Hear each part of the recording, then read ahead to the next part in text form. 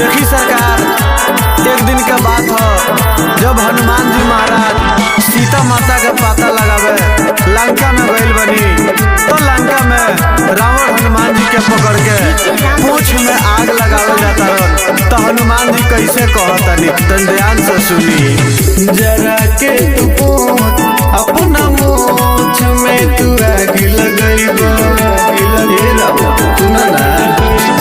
जरा के तू पूछ अपना मूछ में तू आग लगइबो, अपने ही हाथे अपना लंका के विनाश करइबो।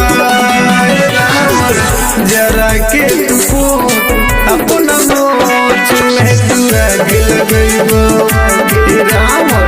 जरा के तू पूछ अपना मूछ में तू आग लगइबो। श्री राम।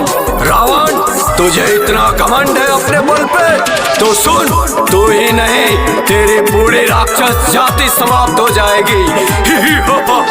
राम जी के दूत कुछ कर जाई, जन जन सत मुजर जाई, मुछिया की ऐठल बहर जाई, कितना राक्षस मर जाई, कितना राम जी के दूत कुछ कर जाई, जन जन सत मुजर जाई, मुछिया के ऐठल बहर जाई, कितना राक्षस मर जाई। केने केने दब गइले जैसे भी से तलाश करइबा। जरा के तू पूछ अपना मूछ में तू आग लगइबो। जरा के तू पूछ अपना मूछ में तू आग लगइबो।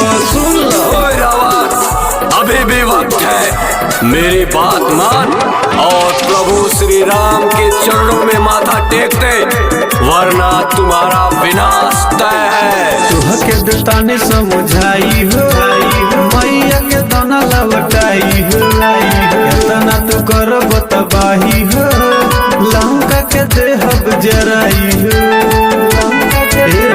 सुनो ना, तुहके देता ने समझाई हो, मैया के दाना लवटाई हो, इतना तू करब तबाही हो, लंका के देहब जराई हो।